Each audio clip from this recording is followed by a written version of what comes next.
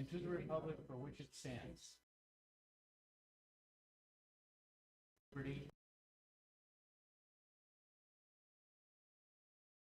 First order of business after that will be the approval of the minutes of our last meeting. I just had a couple of brief corrections to make here that I noted. One of them is on page 3, last paragraph. What is it? The third sentence. It says Matit was incorporated, so there should be incorporated instead of incorporate. And then the last couple of sentences, I would like to substitute language to the effect that Mr. Gilchrist was asked to approach Matit regarding increasing the defense cost limits in their coverage to more appropriate levels, so that he's been asked to approach Matit to do this. Some of that other language there isn't quite, I think, what he said, what he meant. And so what we did was we directed Mr. Gilchrist to approach Matit to adjust the limits on defense cost coverage to more reasonable levels. Yeah. Okay. Let's see. And then on page 4, I'm not sure, but I think we might be talking about WSB. Is that right? It's not WBS, right? WSB? Yep. And so that appears twice on page 4, that typo, once under the Planning Commission update, and again, the last paragraph under approve resolutions. So WBS should be changed to WSB. You got one? You got that? Okay. So I don't have any other further changes. Anybody else got any? Do not. I'll move that we then approve the minutes of the May 12 board meeting as amended. Do I have a second? I'll second. Moved and seconded. Any discussion? Hearing none, all those in favor say aye. Aye. Opposed, no. Okay, those minutes are approved. Thank you. Let's see, the next item on the agenda will be our treasurer's report and payment of the bills. Marcia.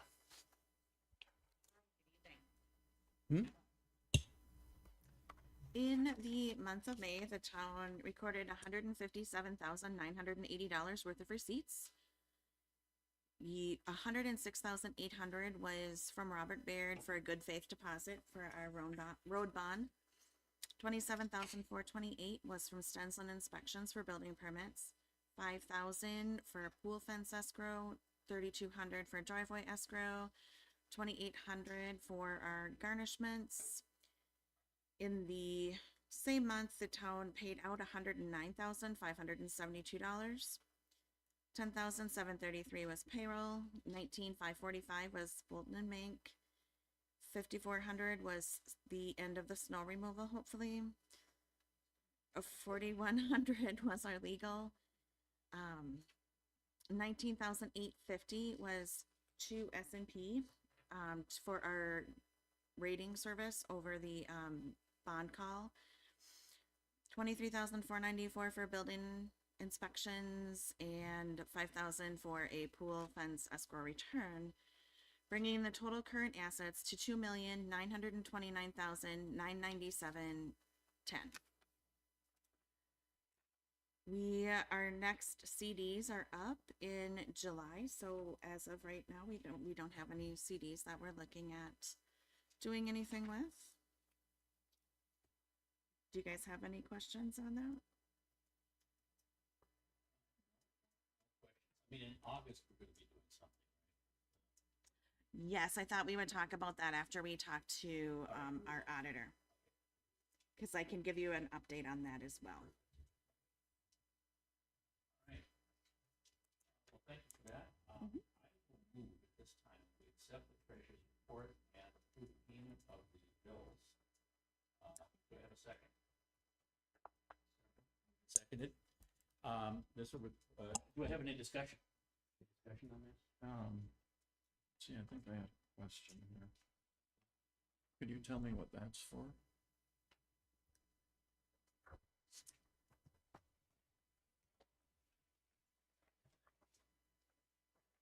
Oh, this invoice, John, is a food permit that we're required to pull if we're gonna serve food at our 75th anniversary. So it's a Washington County food permit. Be nice if we had more information on it. I'm kind of surprised they didn't have anything up there. I know. Yeah, but that's what it is. Oh, okay. Okay, any other discussion on payment of the bills? Acceptance of the treasurer's report. Hearing none, we should probably have a roll call vote on that. Yep. Supervisor Buell? Supervisor Dana? Aye. Chairman Moosberger? Aye. Okay, let's see, moving along then. Nice segue too. We have the auditor's report to talk about. John.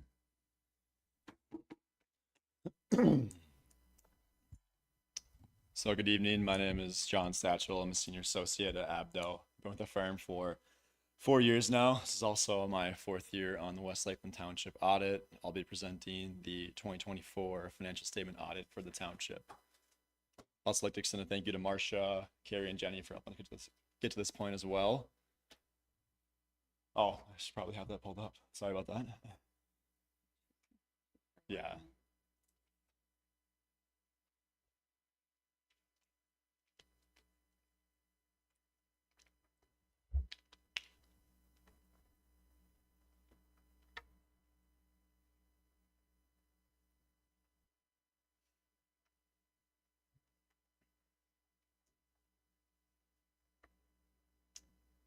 All right, you can go to the next slide too. Thank you. In this presentation, I'll be covering the audit opinion responsibility, the general fund results, and also the other governmental funds. So to get into it for the audit results, as a part of our audit, we are required to issue an opinion on the financial statements and the related internal controls. In 2024, we did issue an unmodified opinion, which is what the township is looking for. We do have one internal control finding, which I'll be covering on the next slide. As part of our audit, we do test certain Minnesota legal compliance statutes as related to the township. In 2024, there was also one finding, which I'll be covering on the next slide. So a lot of results, the 2 findings for 2024, the first being internal control finding, like I mentioned prior. That's for the preparation of financial statements. The township relies on the auditor, Abdo, to prepare the financial statements and footnotes rather than the township preparing them independently. I'll note that this is a very common finding. It's been a finding we issue the township ever since we've done the audits. And for the clients that we work with, we issue this finding likely to 95% of them. The one new finding in 2024, which we can discuss, is the insufficient collateral pledge. That's a legal compliance statute. It relates to Minnesota statute 118A. To give you some brief background on this finding, Royal Credit Union acquired Lake Area Bank, which is where the township used to deposit some of their CDs. When Royal Credit Union took over or acquired Lake Area Bank, they didn't pledge any collateral for their CDs. Marsh has been in contact with Royal Credit Union, letting them know they're required by Minnesota state statute to have pledged collateral for the CDs. Also, as a side note, the township has already moved one of their CDs from the CD to a money market fund and plans to move the rest of the CDs in August too. Yeah, you can stop me as well. One question, John? Yeah. So the Royal Credit Union's predecessor, Lake Area Bank, did collateralize these investments, right? Yes. And when we I think they were collateralized by FDIC, whereas credit unions don't have FDIC. They have, I believe it's called National Credit Union Administration or NCUA. NCUA. Yeah. And anything in excess of their coverage has to be collateralized. Yes. Yes. And so RCU's predecessor did that. RCU did not do that. Correct. With a small fraction, as I understand it, of the funds. I don't were- think any of the CD was collateralized. But some of it was insured by NCUA. Yeah, Up to 250. Up to Yeah. 250. So there was 16,000 that was over Yeah. that, and so that was the 16,000 was non-collateralized at the end of 2024 because we were not aware that they took away Right. that benefit. And so when I was in touch with Royal Credit Union, they have offered to turn one of our CDs into a money market because they collateralize money markets, just not CDs. Yes. Okay, So we will now have money in a money market, and then we'll wait for the other two CDs to mature in August. And then it's my thought that we're going to take it all to the forum. sure, right, okay, great. But their Thanks. money market is getting 4.26%, so it's an okay to park it for a little bit, Yeah. as long as it's collateralized. Thanks for that clarification, both of you. Thank you. Mhm. Okay. Any other questions on that finding? Okay, Okay. We also do have another audit recommendation on the next slide. We do continue to recommend the township to review their policies and adopt written policies and procedures for certain financial processes. It just helps in times of turnover and improves operating efficiency as well. Next slide is the general fund budget to actual. The final budget called for township revenues to be nearly $692,000 with expenditures matching with no net change in fund balance. Actual amounts for revenue were over $195,000 over budget. This is mainly due to building permits being more than anticipated. Vice versa for expenditures, they were over budget mainly due to building inspections being more than anticipated. At the year end, the general fund increased $115,000, leaving fund balances at $1.2 million.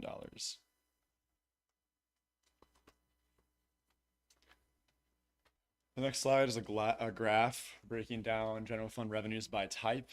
By type, I mean property tax revenues, franchise taxes, license permits, intergovernmental, which is grants, charges for services, investment earnings, and miscellaneous.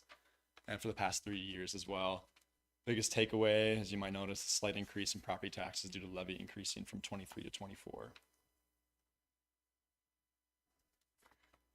Next slide is general fund expenditures by type. So by department and general government, public safety and public works. For the past 3 years, those expenditures have remained relatively consistent.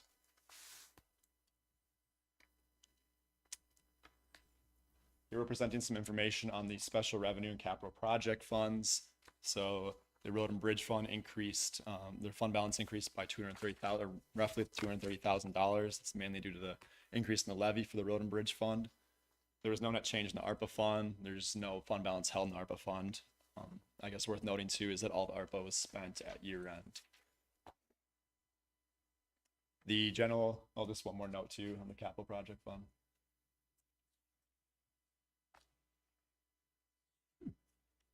No, that's all right. And then also the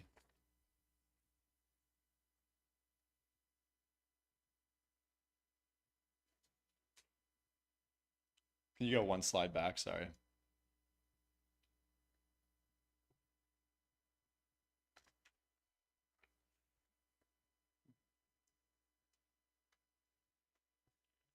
Thank you. And then also the general capital projects fund increased. Their fund balance increased by roughly $600,000 due to the levy increase. Final slide I'm presenting on is the cash and investment balances by fund type. So where the cash and investment balances are held. We break it down by the general fund, the capital projects fund, and the special revenue, and compare it to the past 3 years. Worth noting, if anything, the cash balances are held proportionally the same in the past 3 years, also with the increase from 23 to 24 with that levy increase. The final slide is the team who worked on the audit this year. I'll now open it up for any questions or comments.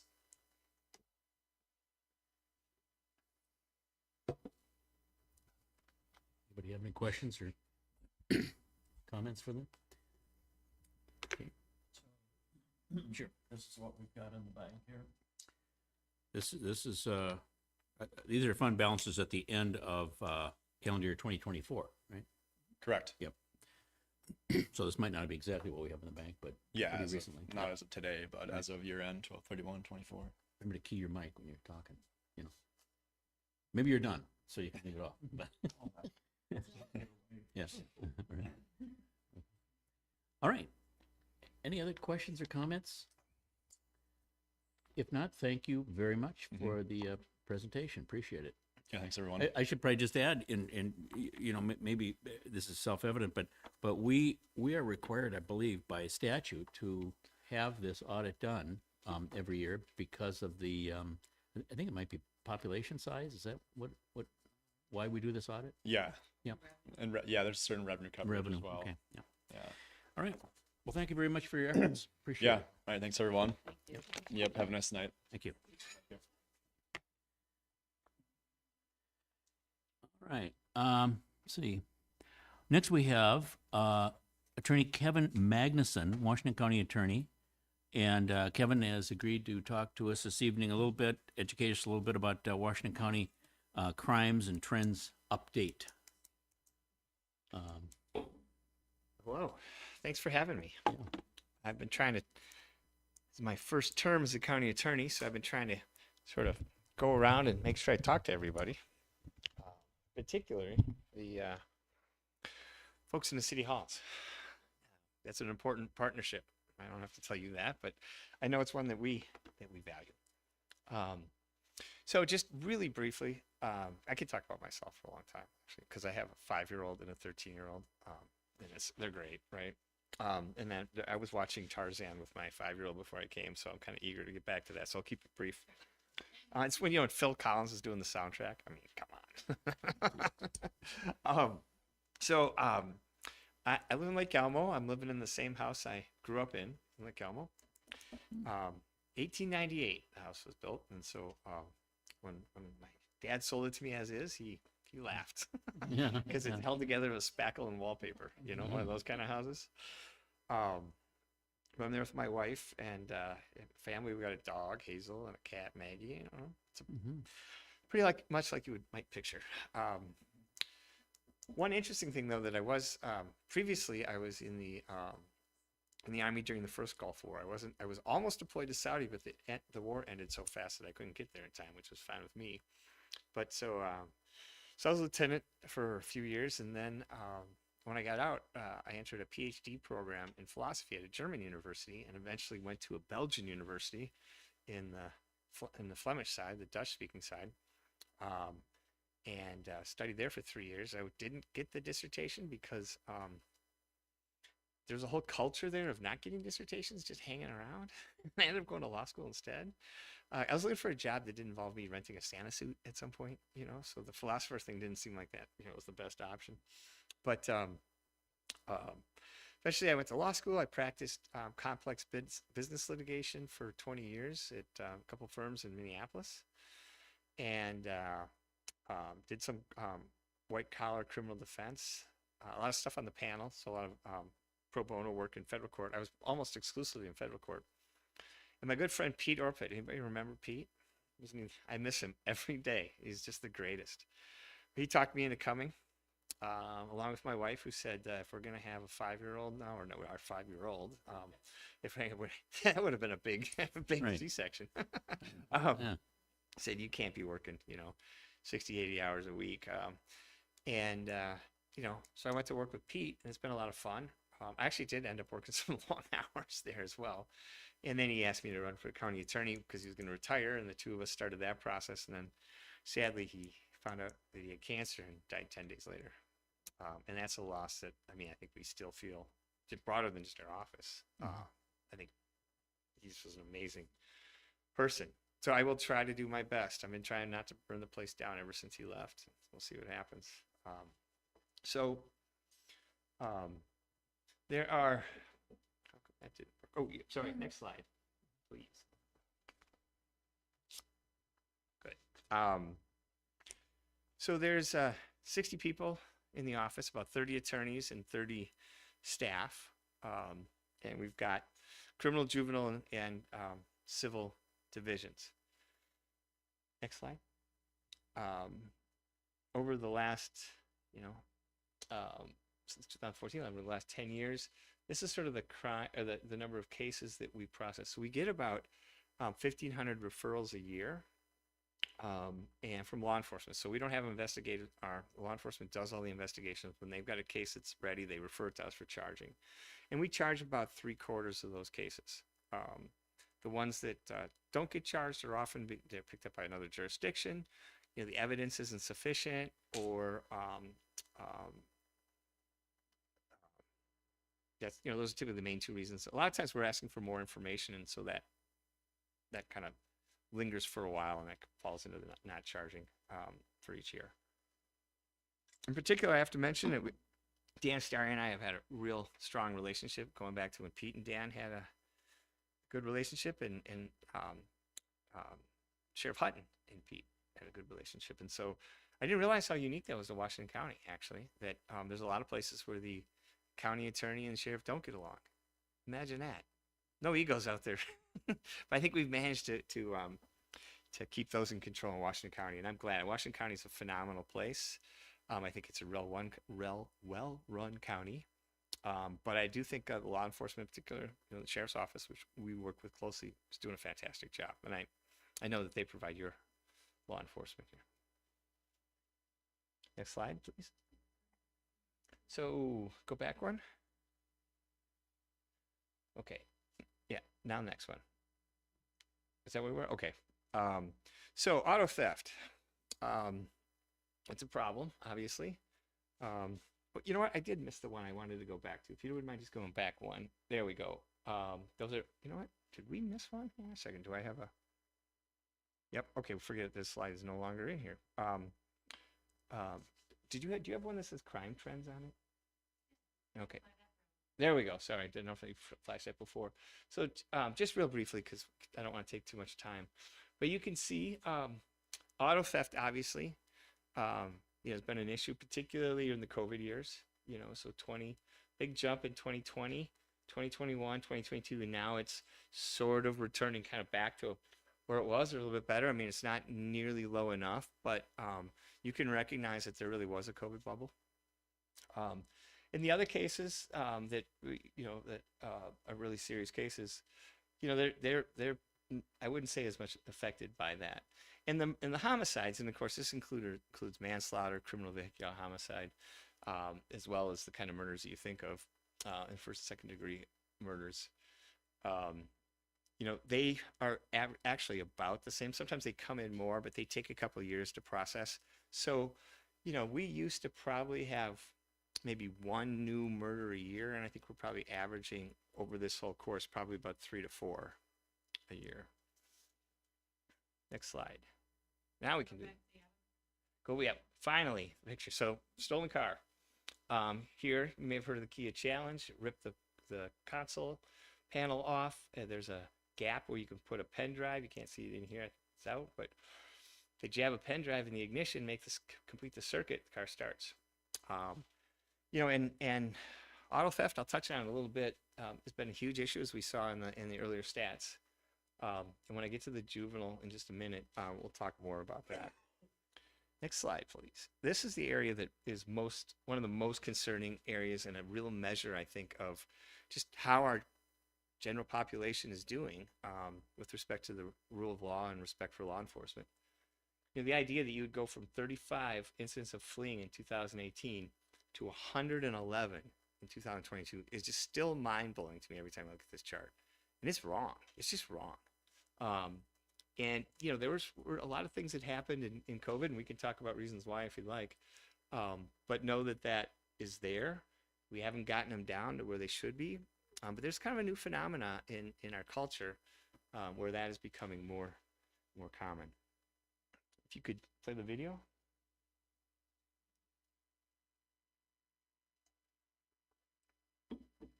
Okay, so stop.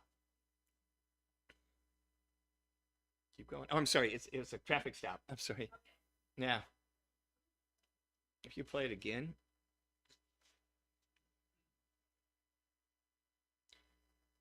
So this is dangerous for our officers.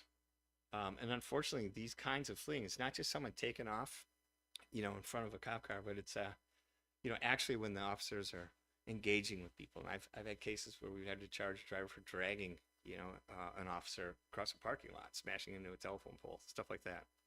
So it is really serious, and something that we're watching. Next slide. Oh, I don't want you to play.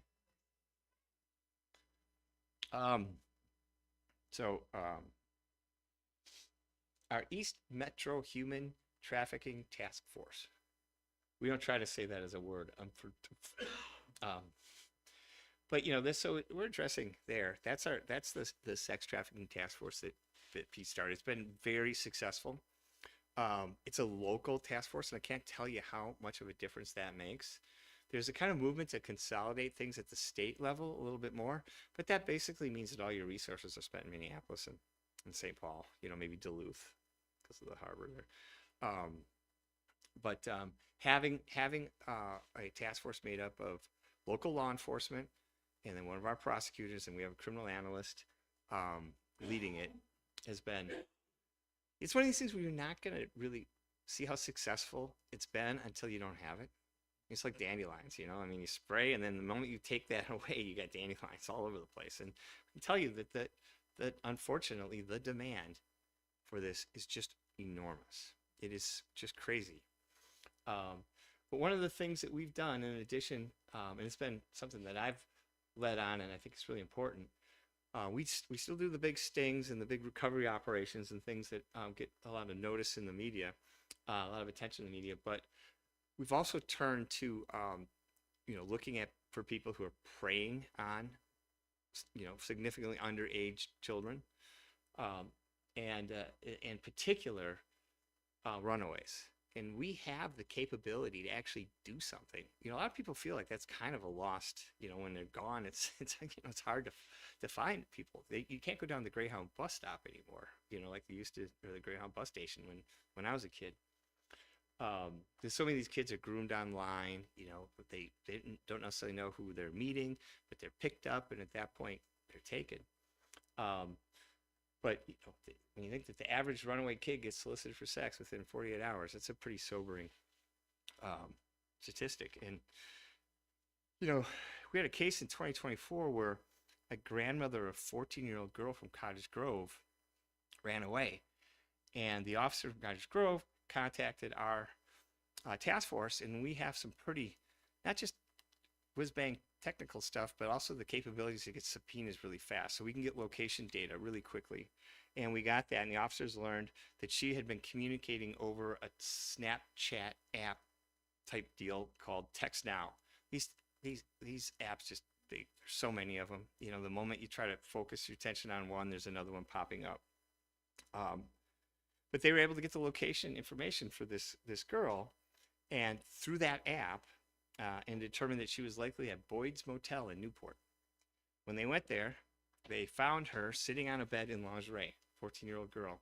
She was reluctant at first, but she eventually told the officers that she had been there for several days and had been assaulted by a 37-year-old man that she met online.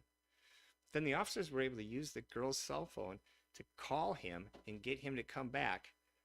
And now he's charged with first-degree criminal sexual conduct, and that should be something that they're either going to straight plea or or try here coming up this summer. Next slide.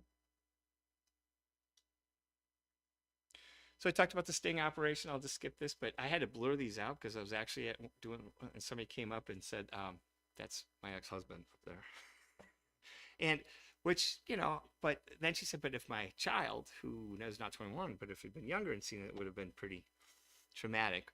So I brought it up. It also brings home to me that, these are neighbors and family members in some cases. And, and again, I'll just tell you that the demand is sickeningly strong. Next slide, please.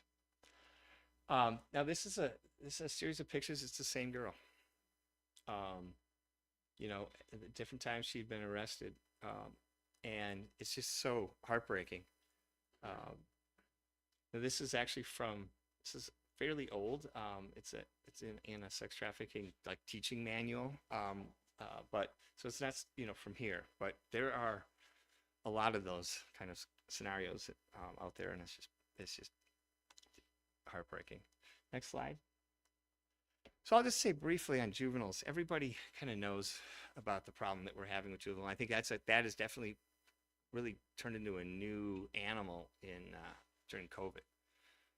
There's something about, at the time, my 13-year-old was 9 during home learning, and it took 3 adults to get her to do her work online, right? She'd flop all over the floor and moan and cry, and took grandma, me, and my wife to get her in front of to learn in front of the computer. So you can imagine when there isn't that heavy supervision, you've got kids running around with a $700 iPhone, nothing to do.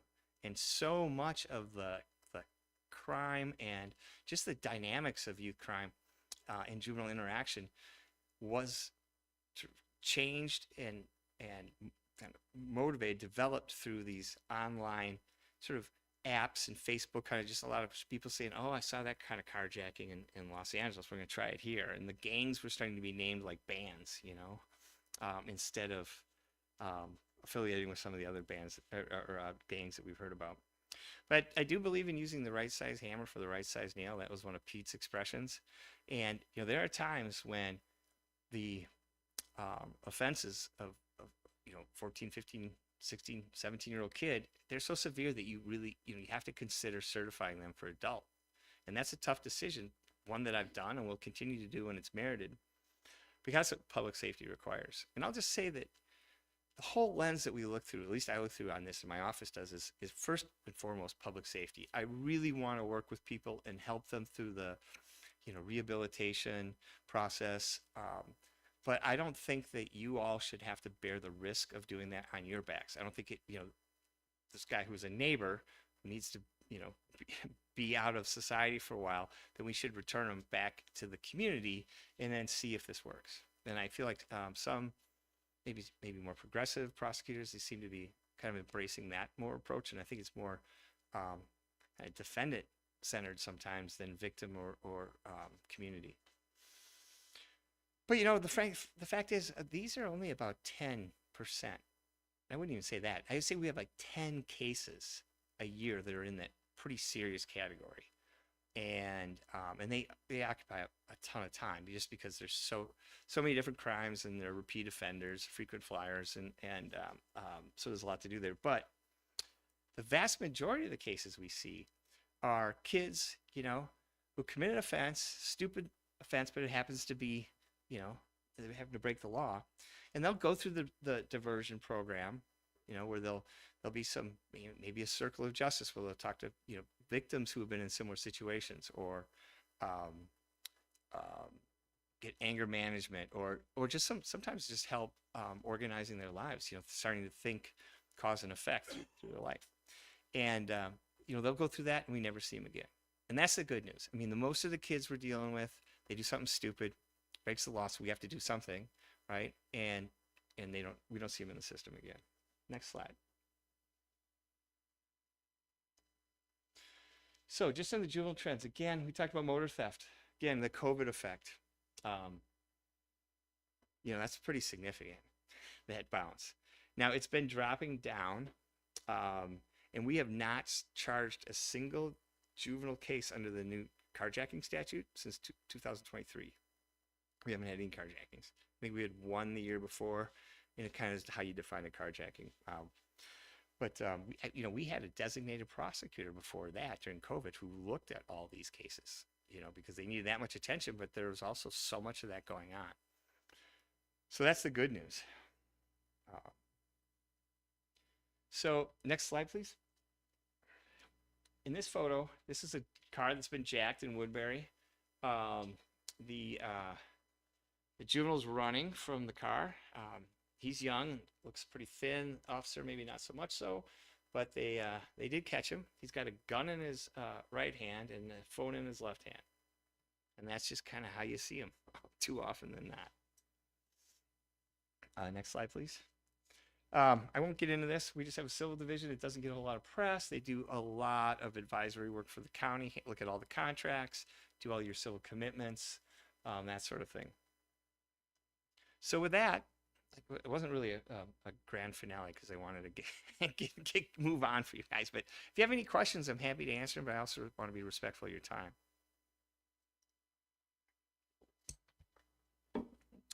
I personally can't think of any, but I thank you very much for your presentation and for your work, you know, in the county.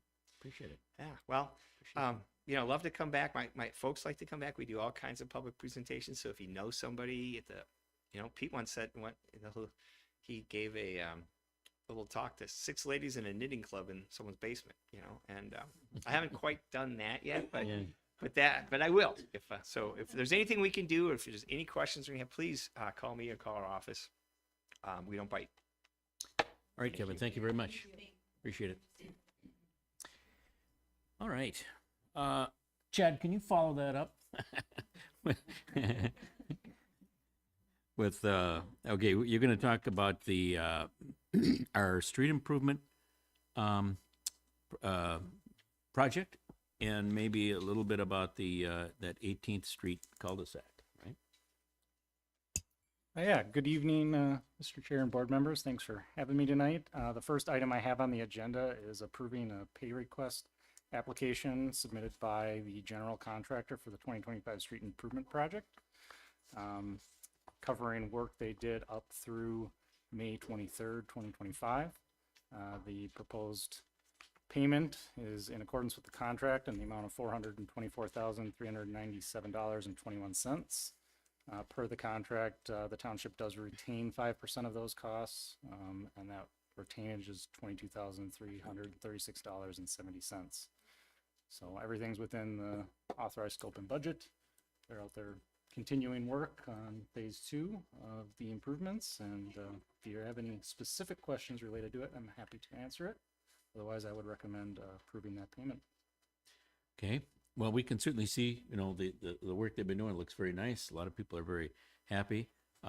Momentarily, people aren't happy when they can't get in their driveway, but other than that, folks are happy with the way it's coming out. But what I want to ask you is this: have we doing sort of ongoing monitoring, and we're confident that the work that's been done, you know, merits the pay? I mean, you know, in other words, I assume we're monitoring this in some way and making sure that, in addition to this being within the scope, it's also the work that's being done is passing muster, so to speak.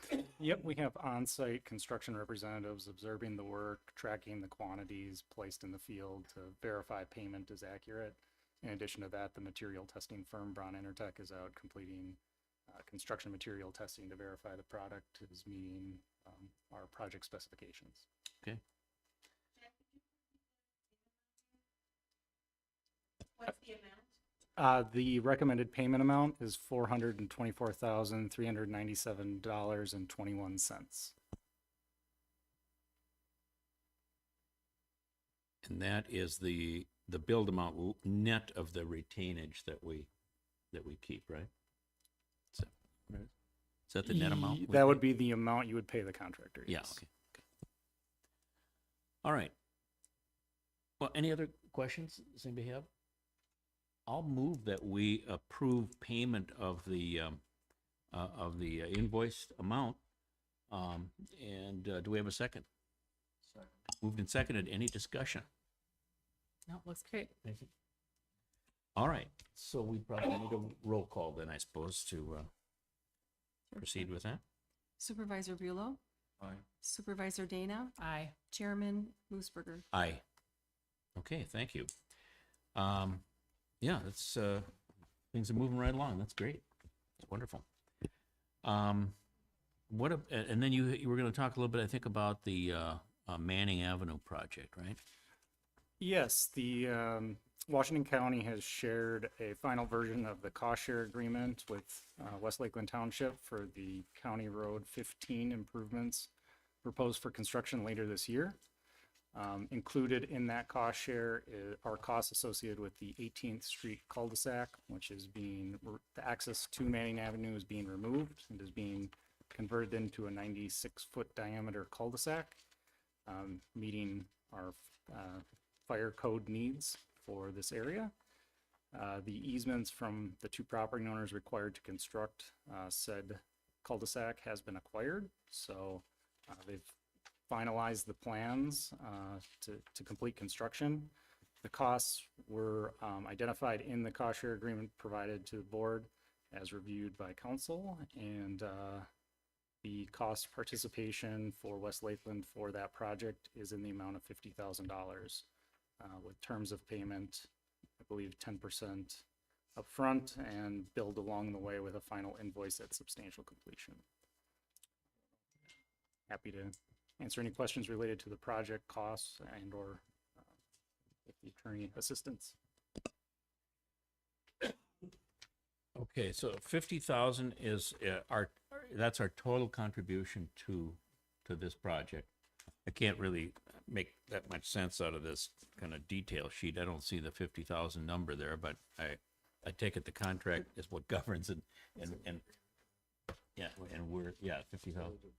Okay, which is certainly well within our, you know, our capacity to pay out of our capital improvement fund. But,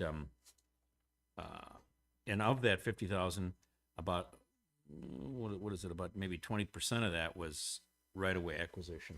The rest of it's construction costs, right? Our share of the construction. Yes, there's 33,000-ish for construction, and some engineering in the amount of 4,000. Construction, administration, engineering, about 3,000, and right away acquisition in the amount of 9,500. I'm using round numbers. They're specifically identified in table 1 on page 3 of the cost share agreement. Okay. All right.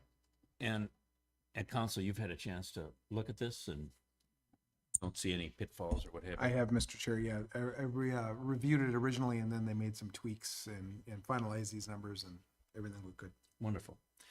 Okay, well, I am going to then move that we enter into this agreement with the county regarding the 18th Street work that they're going to do, and our contribution to it in accordance with this draft agreement. Do I have a second? I'll second. Moved and seconded. Any discussion? Any thoughts, questions, etc.? When is this going to? This is going to happen later this summer. I think Okay. it's good, like August timeframe. Am I right? That's correct. My understanding is construction is slated for sometime in August. Yeah. Okay. Okay. And you know, and I mean, just as background, you know, the landowners kind of they had one idea, and then they had another idea about how they wanted to, you know, where they wanted the cul-de-sac to be, and they met with the county people and decided everybody was happy with the location that they finally settled on. So Good. So sounds like everybody's okay with the way it's going to look, including the fire chief. Yeah. Which was another big deal. Okay. So any further discussion on the motion to approve this contract? Hearing none, let's have a roll call on this. Supervisor Dana, Aye. Supervisor Buelow, Aye. Chairman Moosberger. Aye. Okay, very good. So we'll execute that, and the work will be done, commenced anyway, I guess, in August. Let's see, next item will be, is that it, by the way, Chad, that everything you wanted to cover? Yes, it is. Okay. Thank you. Great, yep. All right, so now we're gonna hear from Dan Killo, our Town Hall Building Manager, about a couple of things he's been working on and with. Good evening, Chairman, Supervisors. Yep. Yeah, a couple things. One of the assignments is that to look into the town hall security, and for the very reason is that so that we can open our building up to public use. And even though we have a surveillance system, it does not set off any alarms in the event there was a break-in. So we actually, Andrew and I looked into the system. The surveillance system and the security system don't talk to each other. So essentially, we have to have two different systems. The security system that we presently have that is essentially a manual system where you have to come into the building, arm it or disarm it each time someone comes in and out. That's fine if you want someone, if you have someone that's available to keep coming down and opening up the building and closing down the building each time it's used. So we looked into a system and contacted Security Systems, Sentry System, I mean, and they advised us to use a system called the Alarm Com. It's an app system where we'd have to update our control panel, our keypad, and then also a little bit with the Verizon, who is the carrier. But what this allows us to do, though, is it allows us to remotely arm and disarm the system. We can change our user codes. We can access it, the codes to or assign them to a calendar. But basically, we can do it remotely. So someone doesn't have to be coming back and forth to open and shut down the building. So what I've put together, and I think it was in your packet, what Century Systems has advised is this alarm.com, the control panel that would be replaced for $224.71. The keypad would be replaced for $279.46, and along with another control panel for $257.19, for a grand total of $761.35. Now, there would be also an upgrade in the monthly service plan too. So our monthly service plan would be slightly increased would be essentially replaced with a $24.95 for a 24-hour central station monitoring system, and $10 for full communication via Verizon, and then $12.60 for the commercial interactive services with alarm.com. So in essence, right now, we do have a surveillance system that we can remotely look at. But again, it doesn't, if somebody broke in, there's no alarm and no notification of anything going on. So,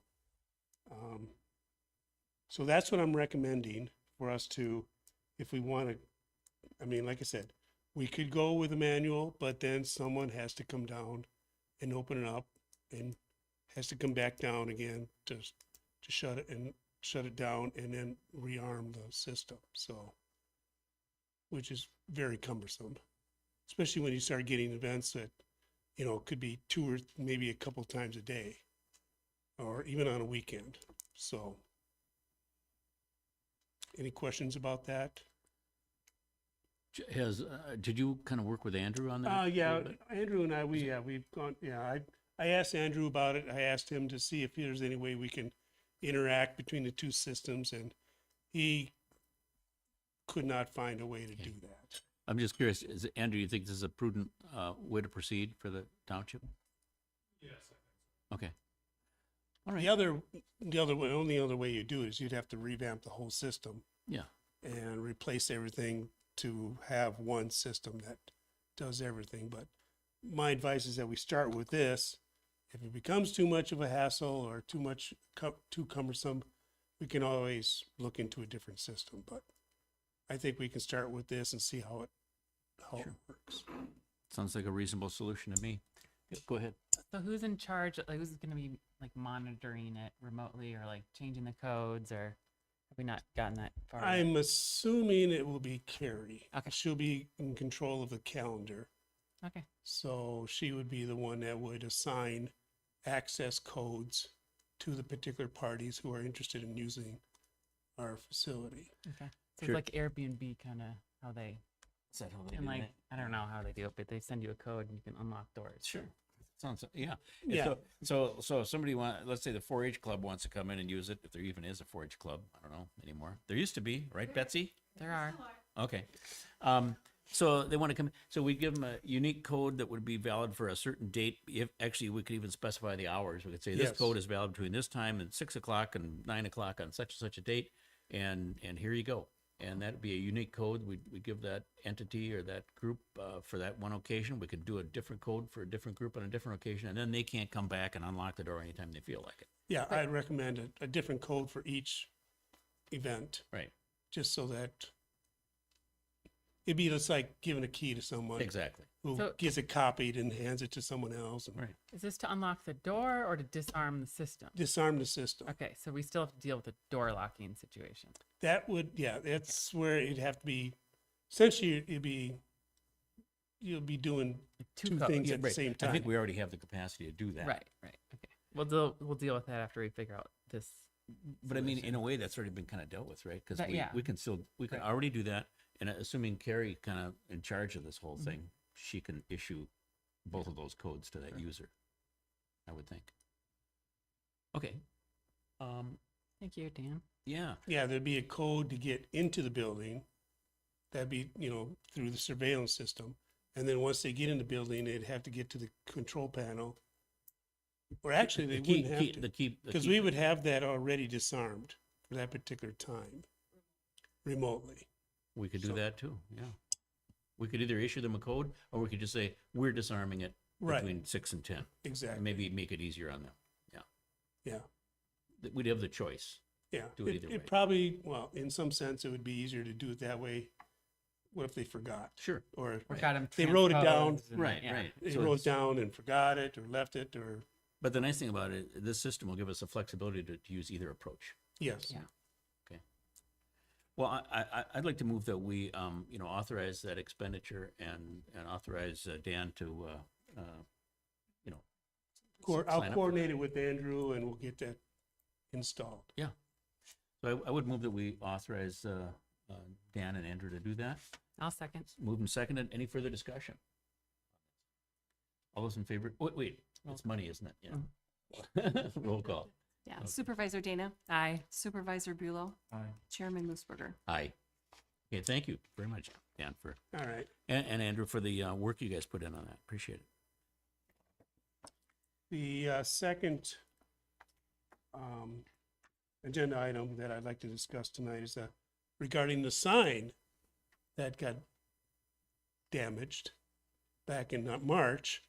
And it's kind of like it seems like it's taken forever. I've had so many people contact me and ask me, what's going on with the sign? Because it hasn't been fixed yet. Well, unfortunately, we've had to do Bill mainly, has had to do some negotiation with the insurance company. And the initial estimate that we had got, that we submitted to the insurance company, the drivers, the motorist insurance company, was for like $45,000. This particular contractor essentially did everything. Everything from electrical to excavating, the cement work, landscaping, permits, everything. So it's kind of a one-stop all, which is really nice. But he was, for that one-stop visit, he was kind of expensive too. But otherwise, but anyway, Phil did contact and submitted that particular estimate. And I might say that they were highly recommended by someone else that I knew too, that had used them. And so that's why we kind of went with that particular contractor. And I don't know if maybe Phil, you wanted to chime in here about your, Well, yeah, sure. So they sent out an adjuster, who took pictures and I don't know what all they did, but he must have done some estimating of his own. And we heard back from the insurer. And by the way, I should back up too and say, initially we submitted this to our own property damage, Right. carrier, and they informed us that we had a $5,000 cap on damage to signs according to the terms of the contract. So obviously they wouldn't come anywhere near fixing this sign. So then we went to approach the automobile drivers insurance company, and they hired an adjuster. They came back and said they thought that I can't remember exactly what they said. They thought it would cost. They thought it would only be like $17,000 or something like that, is what it all should cost to fix the sign. But they said we'll meet you halfway. We'll offer $31,000. And so that's their offer. They're offering $31,000, and then it would be up to us to contact contractors. Yeah, so Phil told me, yes, they counter offered with 31,000. He asked me if there's any way we can make that work. I did go back to a couple of the other contractors that I had gotten submittals, and I believe we can. And I think that the contractors that I think, at least according to what I have on my list, will do still a very good job. It's just that I'll have to work with more contractors because they didn't do the one stop, did everything. So I'll have to work with like 3 other contractors now to try to coordinate it. But I mean, we can get it done. It just makes more work. So yeah, we can do it. But we could probably do it under 31,000, at least according by the Smittles, but I always like to give us a couple $1,000s of buffer in the event that something, for whatever reason, comes out of the wood, Right. unexpectedly, and that we may have to. I don't want us to be in a position where we have to chip into the project. So Right. so we can do it. We can do it. I just got to work with more contractors to get it done. All right. Well, Are we gonna rebuild it the same design as it was? These were, the contractors as they bid it, their submittals were for as previously was done. Right. and am I even correct, Sean, to follow up on Rachel's question? The folks you've talked to are saying they are capable of matching the stone Yes. and If not very closely to what was in the previous pillars. and those lovely carriage lamps or whatever they were that. Those, we did look those up. We couldn't find the exact ones. So we'll have to replace all the lighting that was on top, on the pillars. With something But as with nice. something very similar. Yeah. Yes. Okay. What do you think? I think there's a great opportunity to upgrade the sign to something that has one that could like display meeting on Monday, or Oh, you know what I mean, like something that could message the community. But if we want carriage lanterns, I'll be okay well, we with want that it too. all, don't we? But don't other like it'd be an opportunity to communicate if we have to totally redo a sign anyway. I have no idea how much those cost, but Although I think we do have an ordinance against moving signs. well, it could So- be like regular. It doesn't have to move. Well, the letters that move across No, us. just a display. thing. I think it doesn't have to. What do you think? I think we Just a did. static Green. display. Yeah, just. I It could be think the a sliding static, letters. a If someone static, if Dan wants to slide in the letters, like really old school, but I could you look can go into like it, for like but too. I would dare say that there'd be an expense to that. Oh, I'm sure. Yeah. Whatever. Either way, it's fine. I don't feel strongly. Well, yeah, maybe we could, maybe we can add some bells and whistles. I suppose if we take the 31K, I mean, whatever we can do for 31K, we can do, whatever. Well, I tell you what I can do. I'll contact the electrical contractor and just get some kind of a estimate on a potential static electrical sign. But that would mean that probably the pillars would have to be taller. Or we don't. So everything would have to be adjusted to Yeah, I that. don't know. Do we need stone pillars? I don't. How much is this stone? What's that? Do you have a breakdown of the estimates, like the stone and electrical? The stone, anywhere from $8,000 to $17,000 just for the stone work. The electrical came in anywhere from 2,700 to 8,700. Now the metal work, which is just some of the supports of the metal sign were bent. They'd have to be re-straightened and fixed, and that was around $1,500. Although I've been having difficulty contacting the contractor who gave me that. He was actually the original person who built it. I don't know what the deal is. The last month and a half, he has not responded to any of my phone calls, my text messages, my emails. I'm not sure what happened to him, but But I think we talked about this and we can almost take that to any welding Yeah, shop. I think we can.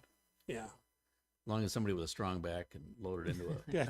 into a pickup Yeah. truck, that's you the know, thing, yeah. We may have Yeah. to can do that. recruit some people for that aspect of it, but, Is the pieces, are they still out there? Yeah, the what? the pieces are still there. Yeah. Yeah. Yeah. Yeah, basically, they're still there. Well, all right. I think it's a reasonable thing to do. Do you see any contraindication to doing this at all? Troy, or do you think it's a reasonable? Mr. Chair, it all sounds reasonable to me. Okay. All right. Well, I'm going to move that we accept that offer on the part of the insurance company, and then work within that. Obviously, you'd be doing the homework on it, but we just work on repairing it ourselves, and maybe even consider whatever upgrades we want to do, but that we would settle with the insurer on that basis that they've offered. I would move that we do that. I'll second. Moved and seconded. Any further discussion? Yes. I beat him up before I agreed to 31. I'd never settle for what an insurance company offered me. Oh, okay. That was the negotiated price. They offered 17, didn't they? No, they didn't. They negotiated against themselves. I mean, they said, we think it's worth 17, but we're willing to offer you 31. Okay. So that's really not a negotiation. It's, And you took it. well, we And didn't you- take it. We're waiting for the board to decide whether that's a good idea or not. And I mean, we could come back and say, But 39.5. I'm not sure the going rate of those signs would be. Right. What's the going rate?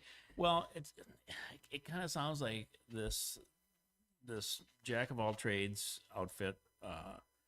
They bid quite a bit higher than some of the other research that Dan Yeah. looked into, and which is great. I mean, you want to put your best foot forward, but on the other hand,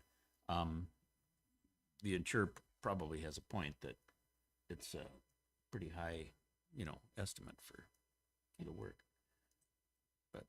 But it's whatever the board wants to do. I don't want to push us any direction. We can come back with a counter to the insurance. Well, company. do we have an estimate aside from the all-inclusive one for 47? Do we have other ones that stack to 31 or below? Below, I can get it below. Okay. I'd have, go with the more And now that's cheaper, but it's just that I'd have to, like I said, I'd have to work with 3 other contractors versus We'd one. be the general. But you could probably. sure. Mhm. In that case, yes. Take them to then we're gonna need the 47. No. I'm fine either way. I do think that it is important that we just keep moving on doing something about it. Yeah. If that's even hiring someone to haul away the debris, because it looks a little. That's part of the submitted estimate is Okay, right. But we, removal, so. we can't. I don't want it looking like that for the party. No, I'm Right, hoping we'd right. move on this so I can get it going. Yeah. So in the, Yeah. So if we approve this, we can just accept the offer and start spending the. yeah, I'm money. confident we can do something for $30,000. Yeah. Okay. All right, so I'm gonna move that we do accept that offer, and that we then proceed to use those proceeds to repair it on our own. And yeah, we got a second I already, don't we? second Yeah. that, yeah. And do we have any other discussion? Okay. Hearing none, we'll probably have a roll call, because although this doesn't involve the expenditure of money, it involves the settlement of a claim. So I think we should probably do a roll call. Supervisor Dana, Aye. Supervisor Bulow, Aye. Chairman Moosberger. Aye. All right. There's So- a couple other things I'd like to bring up. if yeah, that's please do. okay. Yeah. Have we gotten our water test results yet from the MPCA? I don't know. They came in sample. Yeah, but we haven't got the results yet. Oh, okay. All right. One other thing I would like to bring up is that the air conditioning unit that supplies cooling to the conference room, Carrie's office, and the bathrooms is broken. I mean, it's been broken for several years now. And I just want to bring it up whether we want to fix that or not. The conference room stays cool as long as the door's open. But once you shut the doors, then it, it will warm up. And Carrie's office is always hot because it does not get any kind of cooling. And the bathrooms, they do get, it is warmer in those bathrooms than it is in here. The two of the air conditioners supply the cooling to this room. So it just depends on whether you want me to start looking into an AC unit to replace the one there to supply air to the other remaining rooms or not. At least come back with a quote, and you can decide then. Yeah. Now, okay, so here are my thoughts about that. First of all, yeah, obviously we should fix it, I think, fix the air conditioner. But as you point out, kind of, it's not super urgent that we do it immediately because we've been limping along like this for quite a while. So then my consideration would be, it seems like I read somewhere that right now there's a kind of a shortage of the new refrigerant or something like that, and the prices are real high because of that. I'm just wondering if we should sort of see if the prices will stabilize a little bit. I don't know if there really is this crisis or not. I haven't I researched don't it, know. but you could research that, and you could tell us if there's that kind of a crisis. And Okay. you know, In your and free time. in your free time. But I mean, I'm saying, yeah, let's go ahead and do it unless we're right at the peak of some kind of a shortage or something, and we'll be paying a premium price for it. That's all I'm saying. We did get estimates previous to the switch over. Yes. So what would be interesting to do is Yes. get what the comparison is now Right. to what they were last You know, year. and I've heard two conflicting things. I've heard the new refrigerant is not going to be the end of the world. It's not going to cost a lot more than the old refrigerant.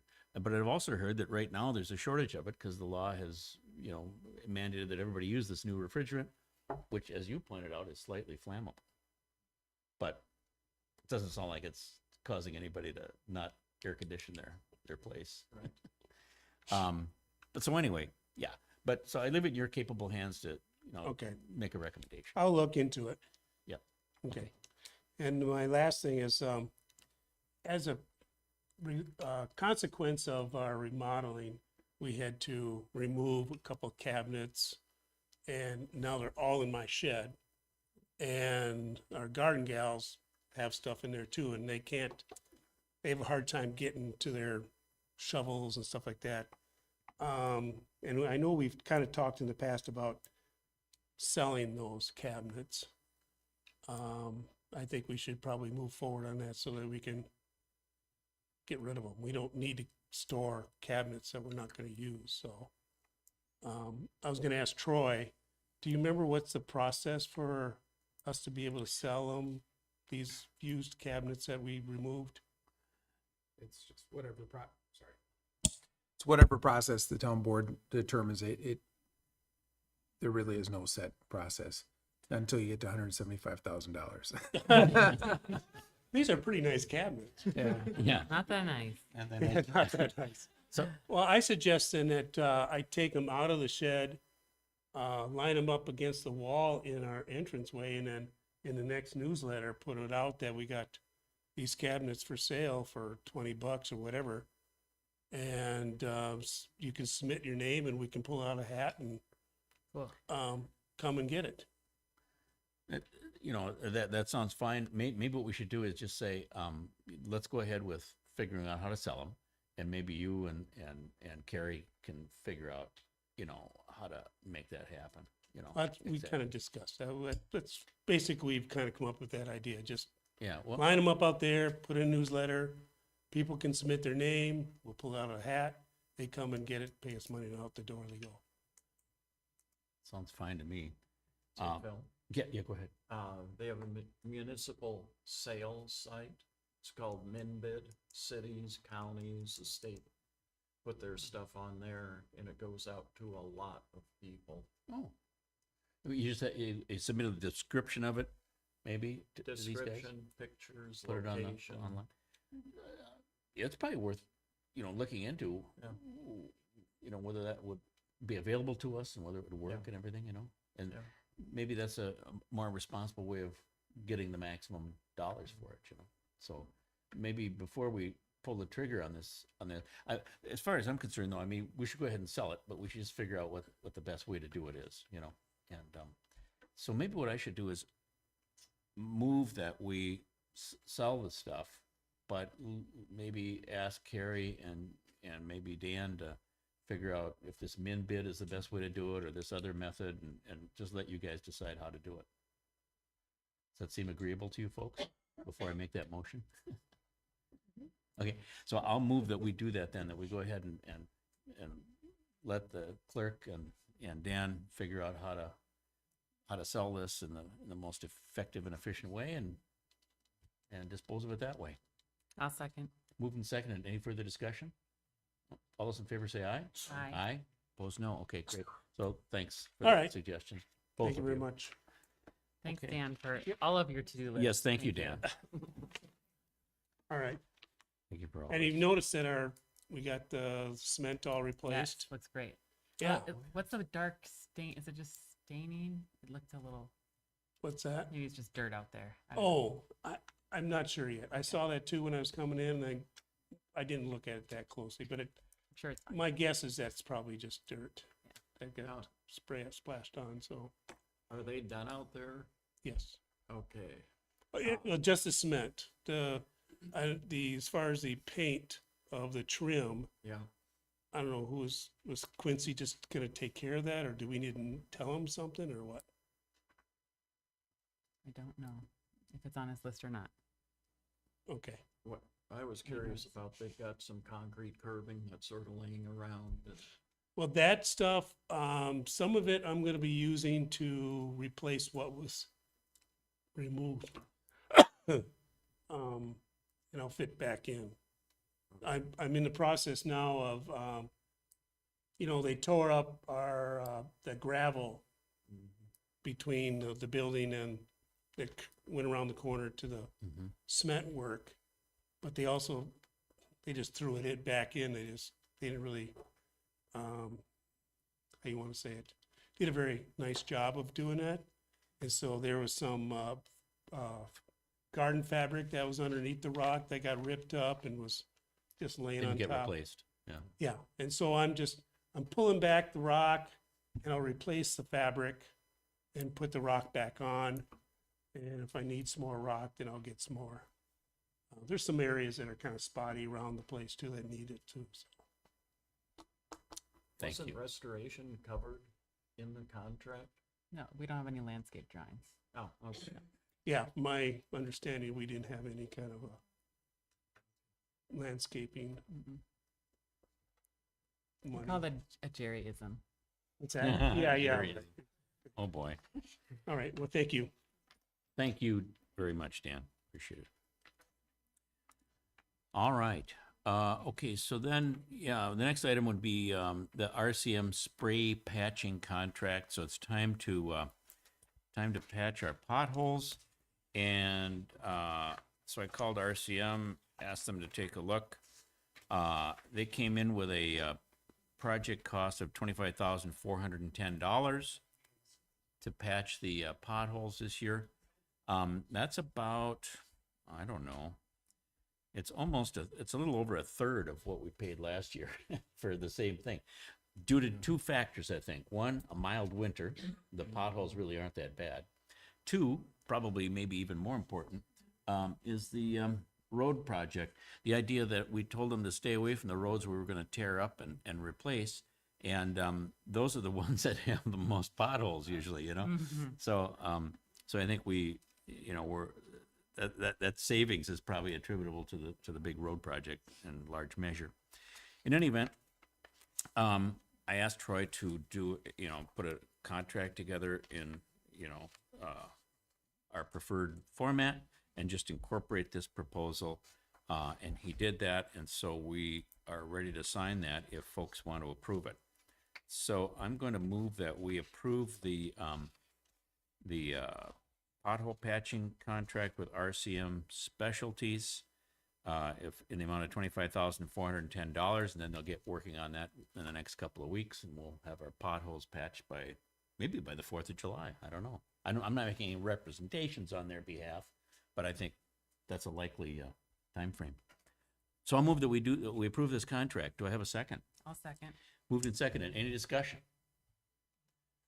Does this go on our pavement management plan, or is this just a maintenance? This is a maintenance Okay. thing. That's what I thought.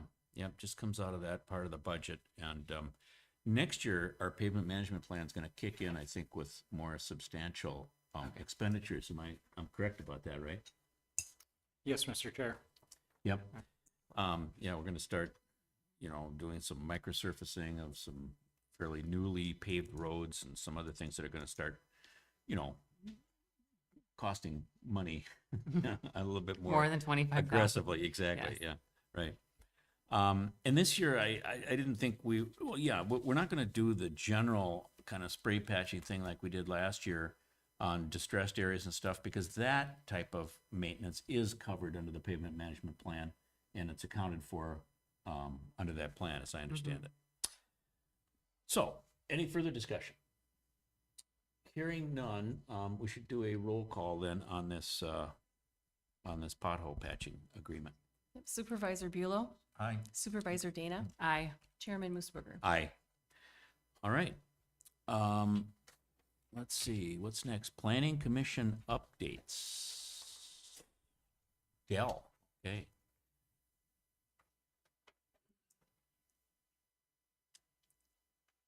Good evening, Board. Planning Commission met May 15th last month, and we had a couple of things, or actually we had one main thing that we discussed. We had a resident come to us with a proposal for an accessory building in front of their residence. They're not here tonight, so I won't present it. Oh, they are? I'm the contractor. You're the contractor, okay. That's for 2148. Yep, oh, yep. It wasn't on the agenda tonight, so, Yeah, I had no feedback that somebody was attending. okay. Yeah. So I'll hold my comments about that until he has a chance to make his presentation to the board. Other than that, we discussed the township planner contract for services. It's currently in the works, and we all agreed that when they get on board, we'll have to have a meeting to discuss who does what and what the different roles are between the board, the planning commission, and the planner. Other than that, we didn't have any other business, and we adjourned the meeting at 7:30 Central Time. And we even started late. So I'll throw down a challenge to you. Unless there is anything that you want to refer to the planning commission for our next meeting, which is June 19th, next week, Thursday, 7 o'clock here. Well, let me ask this. Okay, so there's a proposal for an accessory structure, and we got a contractor here. But I mean, I wonder if we should. I mean, okay, so where does this go? I mean, you're saying it wasn't on the agenda, so obviously we can't hold like a public hearing. But maybe we can get an idea about what it's all about, and then maybe set a public hearing. I Yeah. suppose. Can we do that? Let's do that. Yeah. Sure. We were under the impression that they were going to be on the agenda today, and that they were gonna ask for the public hearing for next month. So I don't know where the slip happened here, but we went through and we discussed it. So when they left, They approved it, but I don't know if Carrie didn't get all the documents and it wasn't understood that they needed to complete the application and everything or whatever. But we were thinking that that's what would happen tonight, is that it would get moved forward to a public hearing next month. Is there still an application process, or is it just a public hearing? Because we changed well, it. first, well, Because it's not an actual variance anymore, right? no, it's not a variance, but there is some But kind it's of an application. application, that's supposed to be, yeah. So I didn't receive an There's a application. hearing, I but did send an email a to Hearing. a couple Like an people and nobody application? responded, so I apologize. I assume that you were not planning to attend this month. So I apologize. I had no indication that you were going to be attending. Yes. Yeah, so there is an application process. It's on our website. And It's that has not been submitted? Am I That has correct? not been submitted, no.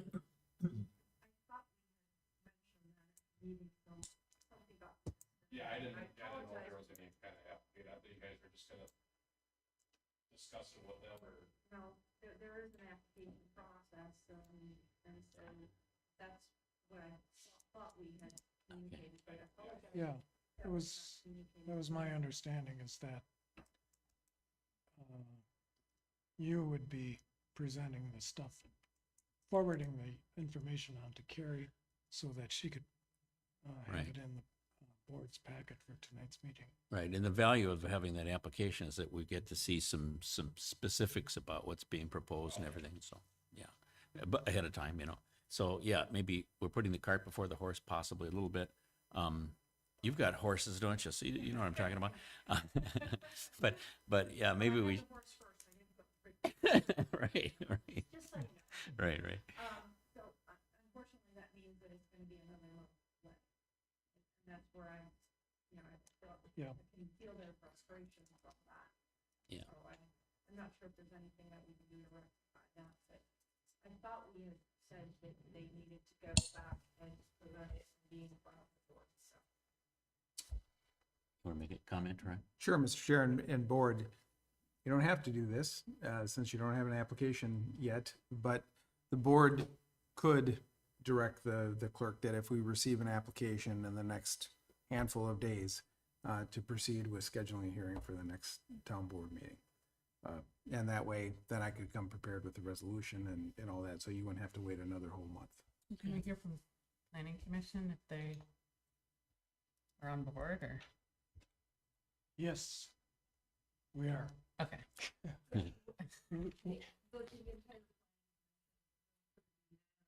Yep, Okay. We saw no problem with. So you This- saw a proposed this plan? was their, Yeah, I've seen the plan. document. Interesting. yeah, I have their proposed plan. Okay. The planning commission had copies. Just somehow the process of the application and being here for not the two guys, so that we could move forward.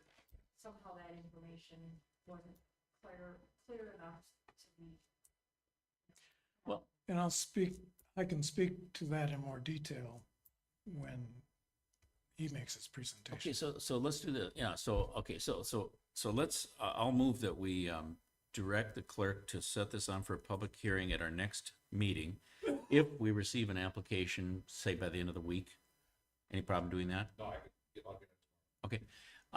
And so if we receive an application by the end of the week, we'll set it on for a public hearing at our next board meeting. And meanwhile, this evening, it sounds like we can hear get a little background on it The and pros and the cons. consider it, yeah.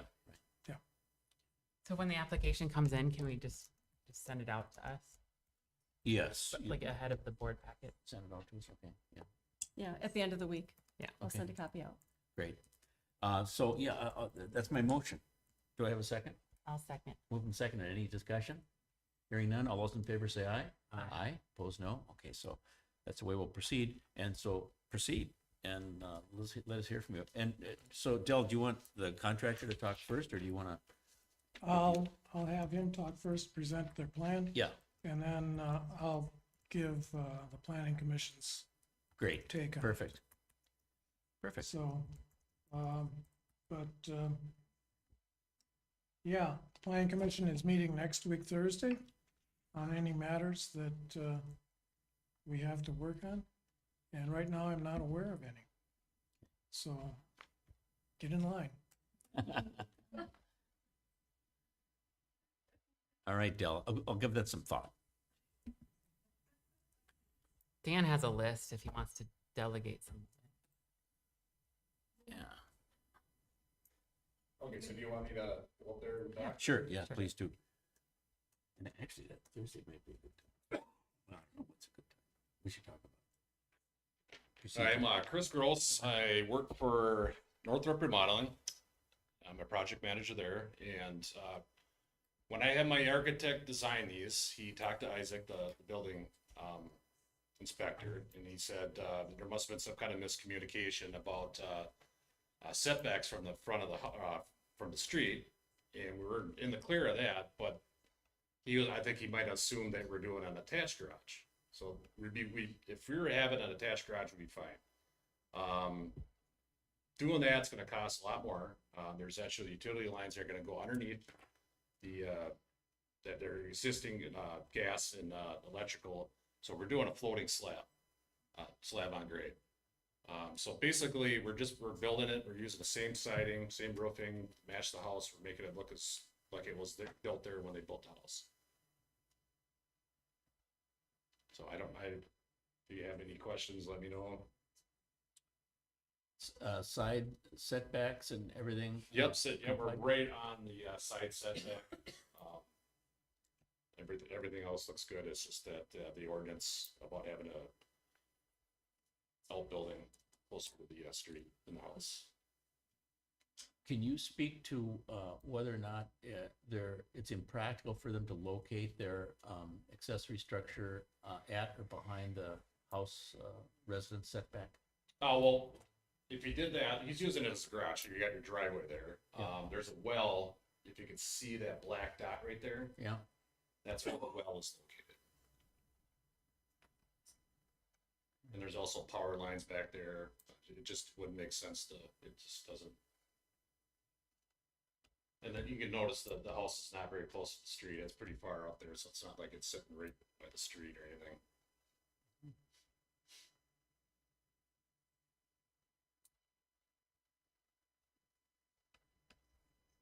I believe your septic system is on the other side.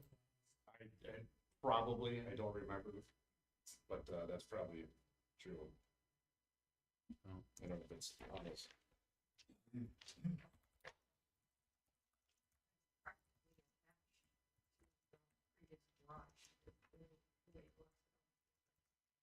Yeah, there's like a 6-foot walkway that's in between there roughly.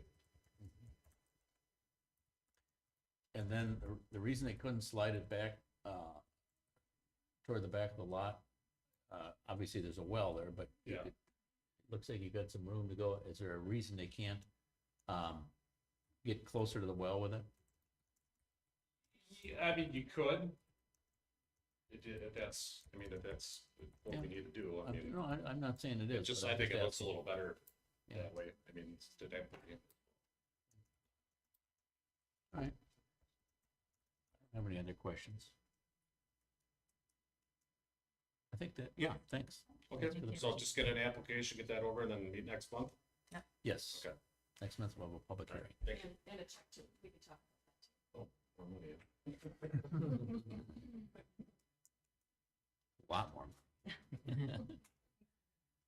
And Dell, your the planning commission's reaction to it. Yeah, one of the other extenuating circumstances of this lot is that, and it doesn't show up in this, Do you want to just in Yeah. case anybody's watching this on YouTube? 3 people watching, Wow. but other people may access it, at a later date. one of the things that doesn't show up on this illustration is that at the very top where it says Paget 2025, 05, et cetera, that's where the high tension lines pass through that lot. They can't build anything under those high tension lines. And it's kind of a drop off there. Also, you can see quite how closely the elevation lines are next to each other.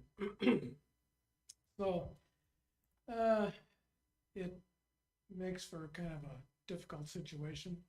Also, he wants to be able to have garage doors accessible to his driveway, his existing driveway. So if he pushes it too much further back, that prevents good access to the garage door. So the planning commission looked at it at length, and since it matches the current house and siding and roof pitch and so forth, the general style, structure, and it's almost looking as though it's an attached garage. We didn't have any problem with it. We thought it was a good solution. it seems as though a lot of people that moved into West Lakeland, when they laid out their lots, they never stopped to think that 5 years from now or 10 years from now, I want to put in a accessory structure, and where am I going to put it? So, but it keeps coming up. So that's what the planning commission felt. And we voted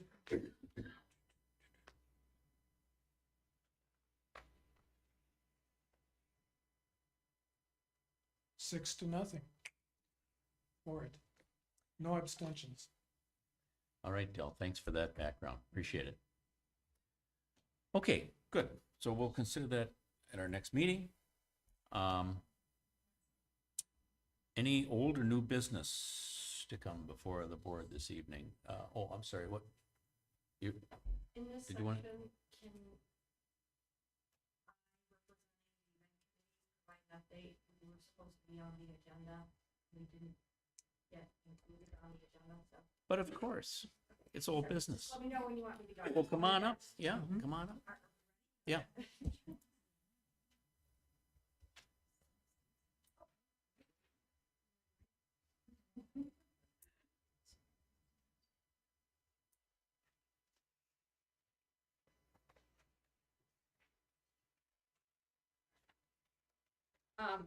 So I'm here representing the event committee, and we're gonna give an update on our, is this working, by the way? Is this on? Do I need it on? It's Okay. on. Anyway, our 75th anniversary event, which will happen on August 5th, and believe it or not, that's coming up really fast. There will officially only be one more board meeting between now and the event, because our board meeting is the second Tuesday, or second Monday, and the event is on the first Tuesday, so. However, before I give an overall update, I wanted to have Steve Johnson come up here. And Steve joined our event committee, and he has been looking into our township history. And we thought we would just share little history tidbits for the next couple of meetings to sort of try to get us all motivated to learn more about our township. So I'm going to have Steve step up first and give some history tidbits.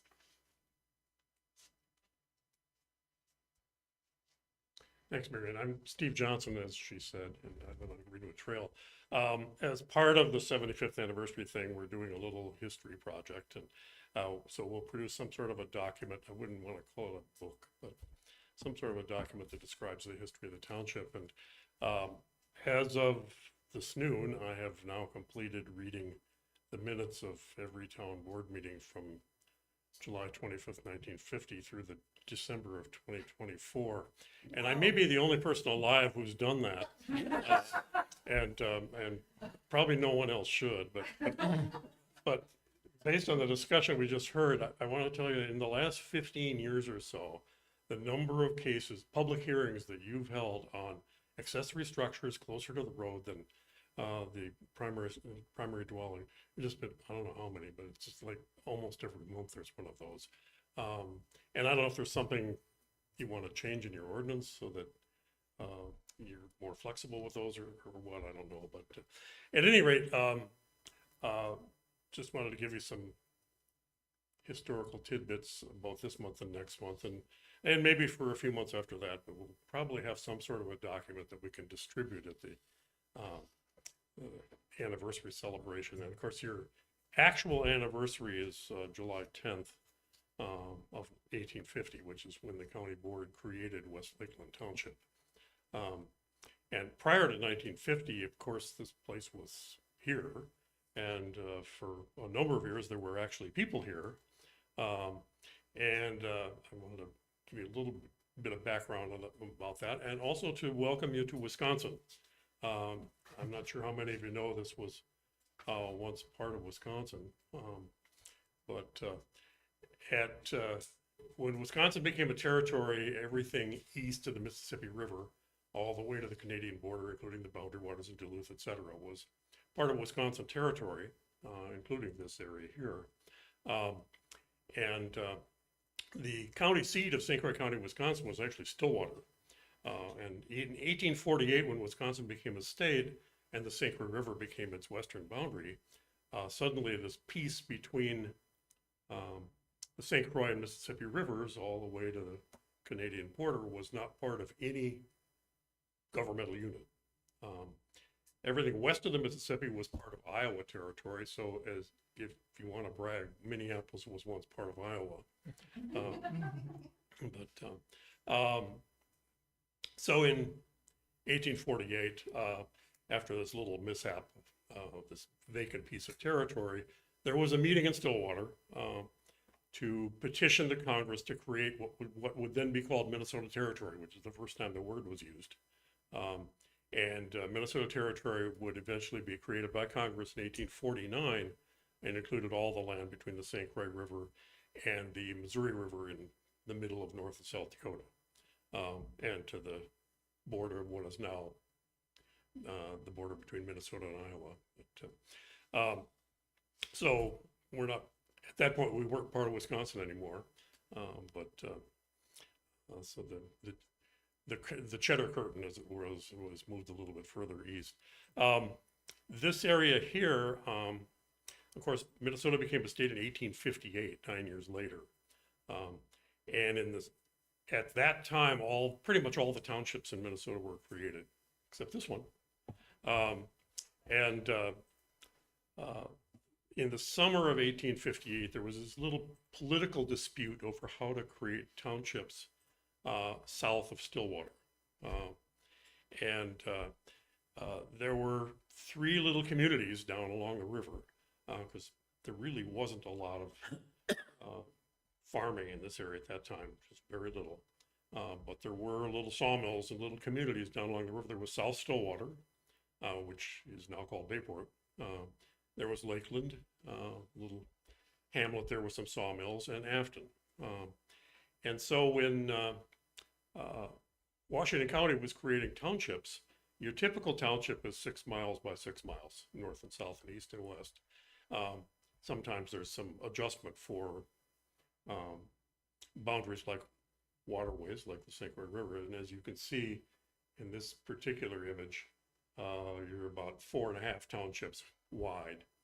But the 6 township north-south caused a disagreement between South Stillwater and Lakeland over who was going to get to be sort of the township. And the political settlement that was made really created Baytown Township in the north half of what normally would be a 6 by 6 township, and Lakeland Township in the south half. And Betsy, can you adjust that image a little bit more so I can see the bottom? Maybe, yeah, there you go, great. And then because there was some residential and sawmill and stuff development to the south along the river, Lakeland wanted part of Lakeland Township to include the area along the river all the way down to what is now Valley Branch Creek in Afton.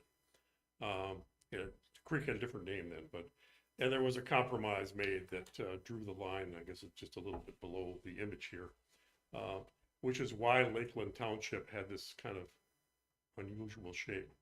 A little bit of Washington County politics in the summer of 1858. So for the next 92 years, where we are now was part of Lakeland Township. I don't want to take too much of your time up to tell you the story right now about what happened in the summer of 1949 and 1950 to create this organization. I could do some of that next month if you like. So that's.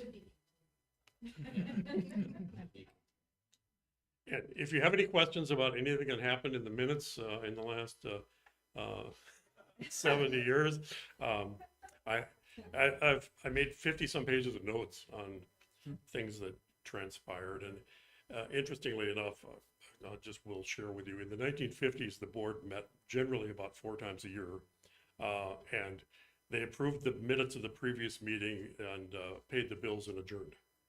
And that was pretty much it. There wasn't, this was all farms at that time, and there wasn't a whole lot going on. But there was some interesting history even while we were still Lakeland Township. Some of the things that transpired that dealt with the Dakota War of 1862 and some of the white refugees from that war in southwestern Minnesota wound up in what was then Lakeland Township. So a lot of interesting stuff and a lot of stuff that you would never want to read again. But unless you have any questions, that's all I have. And Marion's got some more. Thank you, Steve. Yeah, thanks. You know, if you could just do a history book or something. That's on the plan. Yeah. I would love it. So we don't know if it'll be a booklet or whatever, but one of the plans is to have that available and have like 100 copies of it printed out if people want to take it with them. And then obviously we could always print more if there's a bigger demand for it, but we thought 100 copies would be a probably good starting point at this point. Great So, idea. Yeah, I love it. so as an update for everything else going on, we have the food secured and defined, and we're optimistically planning for around 1,500 people, which we figured with food, and we are hoping to get more people than voters we normally get. So that's about 35% of our residents. We didn't think that was being too overly optimistic, but you know, with the kids and everybody that you include, hopefully we'll get that up there. So Put the number of kids that came to voting and make it that. yeah, right, there you go. So that's what we're planning on right now. Jordan Meats, which is just down there in Lakeland, is actually going to cater. It'll include hot dogs, brats, pulled pork, and then chips and coleslaw. We are going to have a big anniversary cake, and we will be serving cake and ice cream, and then beverages will be just water and coffee at this point. So we have secured a live band. They will play for 3 hours from around 4:30 to 7:30 with 10-minute breaks each hour. One of the members of the band is actually a West Lakeland Township resident, and so we thought that was really kind of nice to have that resident connection to the band that's going to be performing. So Is this going to be like a Led Zeppelin tribute band or some other, some other genre? they have a really, they gave us a list of like their playlist, and they can play just about any like different decades, because they kind of know that we are definitely going to have age groups from whatever to whatever. Sounds good. Hold on a second. We do have a commitment from the K-9 unit, the Washington County K-9 unit. They did the demonstration last year, and they're committed to coming out. We don't know all the times yet and schedule wise. And then the Bayport fire truck, and then Matt's willing to bring his tractor equipment out again. We are also going to redo the vintage cars in the same area we had last year. We have secured some tents and some tables and some chairs, all for free at this point. It'll just take picking them up and having volunteers help set things up. So we are planning on games for the kids, and we're ironing out details to actually rent a bouncy house for that event. We've got some little details to iron out, but that is one of the things we have on the plan. And we have a team researching our township history, and Steve has been the most largest contributor to pulling our history together. Mark has done some as well. And so we are planning on putting together this booklet and then having some copies of it available, probably up here on the tables. In addition, we're thinking of a slideshow, like a presentation, PowerPoint presentation that'll run through maybe on the screens with some of the history displayed on the screens. For advertising the event, we have initiated a presence on Facebook, on Nextdoor. Pam's done a good job of reaching out to whoever joins Nextdoor as far as West Lakeland goes and saying, hey, don't forget about our event, come on and whatever. So we also have made a special 48 by 60 banner for the 75th anniversary. Our plan is to put that up on the 19th of June, so it'll be like a month and a half before the event, and it will just be on our property. We had talked about doing it a number of different places, but we Also didn't want a whole lot of people showing up that weren't residents, so we figured that corner was probably the safest. And then we will also be sending out a bright postcard as a reminder for the event. In addition, we are doing some t-shirts. We are gonna have like polo shirts and or t-shirts. And for all of the volunteers, the committee, the board members, and our staff, we're gonna have a t-shirt or a polo shirt with just the West Lakeland emblem on it. Oh, I can't even talk. And this will be to help identify people, you know, like the volunteers and the committee and everything, so people know who's sort of part of the leadership group of this. And then in addition, the merchandise vendor that we're getting our t-shirts and polo shirts and aprons and hats from will be on site to take orders from residents if they're interested in having some of the merchandise, the West Lakeland Township merchandise, which will include hats, aprons, book bag, t-shirts, polo shirts, and you can have either the plain, just the West Lakeland emblem on it, or can do a commemorative 75th. And this isn't the final design, this was just a draft. I think this is gonna be darker, but you know, we have those that will also be available for the residents to purchase on their own, so. And so, quick look at so far. Any questions on the plan so far? Any thoughts? I just have one question. You mentioned the bouncy house, and that made me think we should probably check with Mattit to make sure that all the things we're doing are Already in the process. That's why we're ironing out the details. I know that I think like Stillwater had done something like that with the bouncy house. So, Yeah. you know, we're checking insurance. We're checking with Troy. We're Right. you know, checking our things. So, but yes, good point, Phil, on that. Do we know how many people come to the township night out usually? We've had, I think the first year we had around 350. It's hard to know because people come and go and people don't sign up and whatever. So, Okay. oh, I guess I did leave out one thing. We are doing door prizes. So we will have a drawing the last half an hour. We're running it from 4 to 8, and at 7:30, the band is going to quit. And we're going to have like door prizes and stuff like that. So we've gotten a lot of people donating things to us to give away as door prizes. And so we're hoping we can get a better number, Rachel, because people will have to put their name in the hat, so to speak, in order to get it, you know. But it's been difficult to get a count at our ice cream socials. I think the first year was, we estimated around 350. So we're hoping for a lot more because of the special event and all the food that's going to be available. So people aren't running home to eat dinner and then say, oh, I don't really want to go out anymore. But they can actually come eat dinner and have dessert versus just dessert. So that's what we're optimistically hoping for. So, Thank you. and Mary, I think if I remember correctly, whatever food, the food is probably a good part of the cost right now. There will be some return to them with some refund associated with it, if I remember correctly, right? Okay. I don't think they'll take food back.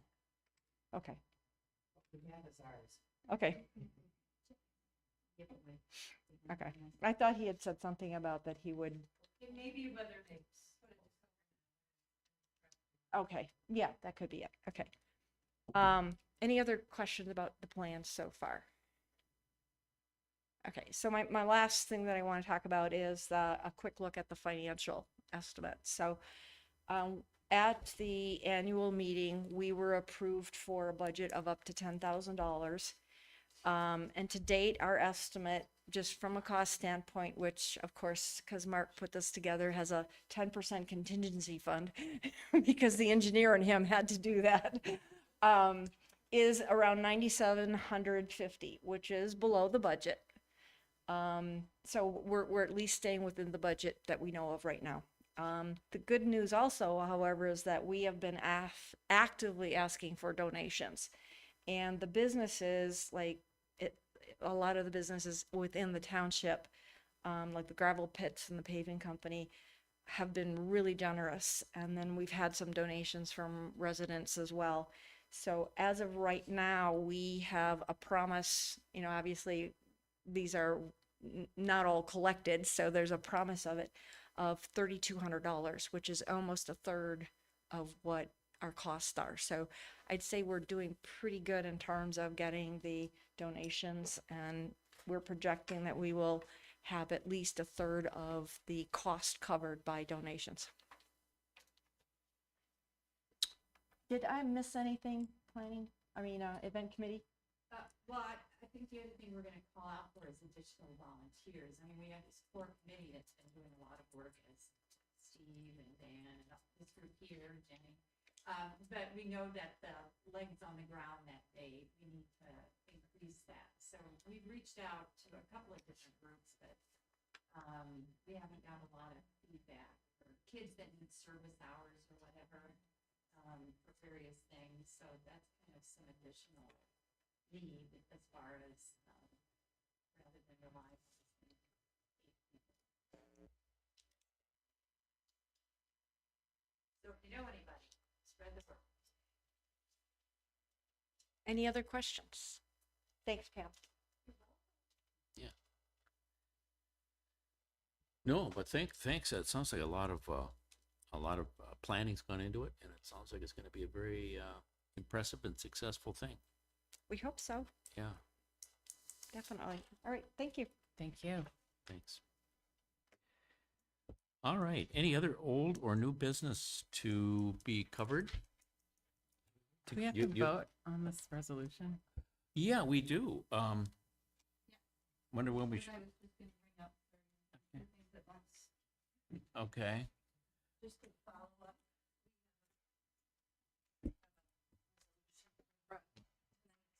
We signed to accept another large donation from Stetson Inspections. We have a $300 check we received from them. Okay. And Phil, I just changed it ever so slightly. I put my name at the bottom, so if you could sign this one instead. I have a few that, I have a few that you can sign after the meeting. Yeah. Okay. Oh, okay, so that's later. So the first order of business here then is to, I'll make a motion that we approve the resolution accepting the donation from Stensland Inspections, the amount of $300 to go toward the 75th anniversary celebration. Do I have a second? I'll second. Moved and seconded. Any discussion? Does this require a roll call? Because it's accepting money? We'll do it. Bribe. Yeah. No. Let's But go ahead. you don't have to. It's on the expenditure of funds. Okay. I mean, So you can't. if you that's, want. that's fine. Okay, so we'll just, so all those in favor then of accepting the donation, please signify by saying aye. Opposed, no. Okay, motion carries unanimously. Thank you very much for preparing that for us. I have one more thing. Yeah, sure. Sorry, I'm not on. One more thing is, I wanted to propose doing another newsletter. It's been quite a while. If we could put the need for volunteers and a little more information now that we have details about our event. And if, with Steve's permission, I'd love to do a little history corner, because he has put a lot of work into some things. I could add a page or half a page on history. And I'd love to get an update on the roads from you. Sure. And anything else you want to submit to me? My goal is to try to do it maybe by the end of June. It's kind of a 3-week process. I gather information, I write it, and I submit it, and the whole thing kind of takes 3 weeks. I think that sounds like a great idea. I'll try to come up with Do a my part. chairman's corner. Yeah, and then it'd be kind of nice to have a little history teaser in there. Mhm. I think that would be good. Mhm. A teaser, just to Or wet some- people's appetite. This is what's, Or just some what's fun coming. facts. Yeah. Yeah. So, yeah, I've got one to give you. okay. I'm Good. gonna share it after. Yeah, Okay. privately. Okay. Yeah, It's a good right. one. Yeah, okay. So I'm gonna start pursuing that, but if any of you board members have anything, or you could give me that you want the public to know about, let me know within the week if possible, okay? All right, sounds good. Sounds like a good plan. Okay, yeah, did you have some older new Yes. business? Yeah. Yes. Okay. Looking at Troy's bill, just for the fun of it, when he works like on a project, let's see, this is reviewing a resolution for location of a garage. Do we get reimbursed from that amount, for that amount, or is it strictly out of our pocket? Do we do an escrow? Oh, Do we do an comes escrow out on of that? an escrow? Oh, Is it an escrow? I don't know what you're referring to. well, it's about a garage. So, let's see, Is yeah. it associated with an account? And there are others in there. Yes. Right. We have escrow money for that, so I take that charge Good. and I apply it to the escrow. So yes, it Okay. comes out of the escrow fund. Let's see. In the spring, there's some road construction going along on, where trucks were going in past our house. There are rocks on the road and mud and stuff like that. And when I walked my little dog, I thought, well, the roads were swept. And what I noticed is when I walk my little dog, our roads are shedding. And, you know, we've talked about, like Farner had some products that would prevent that. I didn't realize our roads were shedding this bad, and this is just from a small stretch of road. And I can go back tomorrow and there will be more little stones on the road coming out of the asphalt. Yeah, well, we got Chad here, that maybe, Yeah. if you want to weigh in on this, Chad, is he still here? Yeah, he's still here, okay. So here's Exhibit A. These little pebbles here. Yeah. What do you think? Is that something, I mean, is that unexpected, expected? Is that something we should do something about, or can do something about, or have done something about? I'd probably need to do a field review to really get some more context to where it's being found and associated with the asphalt, gravel shoulder, truck Sure. traffic. So, it's- yeah. It's pretty hard to comment on. Right, in the abstract like that. So maybe what I would like to suggest, John, is that maybe you could contact Chad and let him know what, section of road this is, and Sure. what your concerns are. Or maybe, yeah, I guess that would be it. And then let's let Chad, take a look at it and consider it, and, let us know what he thinks is going on. Say, Chad, it's the road in front of my house, and the road doesn't really look that bad. That's what surprised me when I could pick up this stuff every day I walked by. Is that 20th? Yeah. 20th, yeah. And is this like on the shoulder or on the No, middle of the road, or what? Just walking on the side of the road. It's in the Okay. middle of the road. Yeah. It's, And this is after they swept. By the way, Yes. there probably was none of this right when they swept, I suppose, and then this appeared later on, maybe. I would think when they sweep, they would get this stuff. well, yeah, it would have picked it up. Yeah. All right. And let's see. Oh, I brought this up a couple times before. Next month I've taken off some time. And, there's nothing big and exciting happening, I don't think, at the next meeting. So, I don't know if, I don't think you have to. You're gonna be on vacation? Yeah. Yeah. Yeah, I don't think you have to, move a meeting or have another meeting, because there isn't that much going on like there was in the previous months. We're all entitled to take vacation now and Yeah. again. So that's fine. Okey doke. Anything else? Does that cover it? Yep. Okay. All right. So now it's time for our public Wait, comment. I have one thing. Oh, though. I'm sorry. Go ahead. Do we have a proposal for a server? Do we need to talk about that for shared drive to share files between the planning commission and the? Well, yeah, Andrew actually has been working on an idea about that. Do we And need to vote on that, or is that just fine to run through the IT budget? some of the things that I think Andrew wants to do probably could be run through the, budget without board action. But Okay. I do think though that the, file server is a more costly, item. And if we want to talk about that, maybe, Andrew, could you want to address that? How much would that cost for that file server that you were thinking about implementing? About 5,000, okay.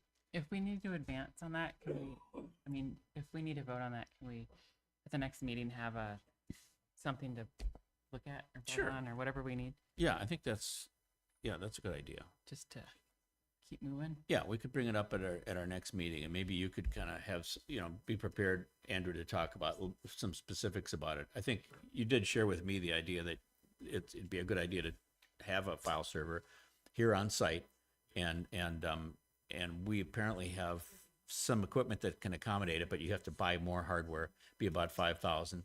And I think it's a great idea, but maybe we should put it on the agenda for next month to talk about it, if that's good. But Okay. only if we can just advance, like, do it without voting, then that's fine too. I don't know what the rules are. Well, I don't know. Yeah, I can't remember what we decided is kind of a de minimis purchase, but 5K probably should be talked about, Okay. I think. So, yeah, So Andy, you'll just write up your plan, or, great. and then explain it to us in layman's term? Yeah, Okay. simplify it. Dumb it down for us. will Yeah, you? so Because- we understand. So Carrie, yeah, so if we could put that on next month's agenda, that'd be great. Okay. Okay, Oh, one more thing. Andrew, are you familiar with like how the planning commission is managing their files when they're reviewing stuff? Okay. you mean on the Google Drive? Yeah, so whatever you're proposing should meet their needs as well. Oh, sure. Agreed. Totally. Whatever Totally agreed. As far as access or whatever. And I would think it'd be nice to get it off of Google Drive and onto our own file server. Yeah, I just think that would be a good goal, so. Yep. Okay. Thank you. Yeah. I just thought I should mention that I will be missing next month's meeting also. We are moving my daughter to North Carolina. And so, if I could get payroll and everything, I have to get it processed before I leave or we'll get fined by the IRS. So if I could get invoices and such by like July 3rd in time vouchers, then I can process it and get the whole packet to Carrie before I leave. Essentially a week early. Essentially a week early. Yeah, okay. I think we can all do that. Yeah. With Thank- a reminder thanks for that email. heads up. Yeah, right. With a reminder email. Oh, yeah, All right. Thanks for that heads up. All right. So now let's move on to the public comments portion. Any member of the public like to comment on any issue pertaining to the township? Anybody got anything? If not, then I suspect we probably are in a position where we could consider a motion to adjourn. I will make that motion to adjourn. I'll second that motion. All those in favor of adjournment, please signify by saying aye. Opposed, no? Okay, we're adjourned. Thank you all very much. Appreciate it.